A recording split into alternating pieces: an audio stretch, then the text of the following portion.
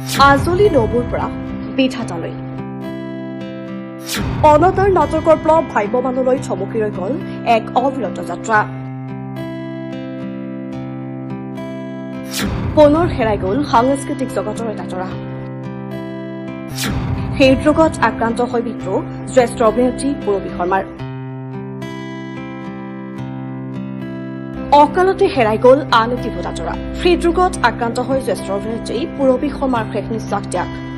মঙলবাৰে গুৱাহাটী মাৰোৱাৰী মেটাৰনিটি হস্পিটেলত মৃত্যু হয় অভিনেত্ৰীগৰাকীৰ। ৮০-৯০ দশকৰ এগৰাকী সফল অভিনেত্ৰী আছিল পূৰবী শৰ্মা।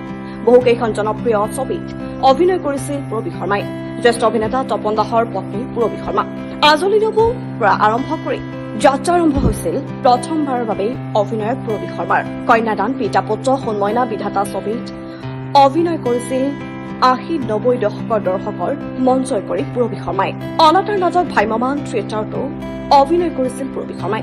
উল্লেখ্য যে ১৯৮০ চনত নিৰ্মিত প্ৰথম অসমীয়া ইষ্ট মেন কালাৰ ছবি নিপ বৰুৱা পৰিচালিত আজলি নবুৰ জৰিয়তে তেওঁ চলচ্চিত্ৰ জগতত আত্মপ্ৰকাশ কৰিছিল।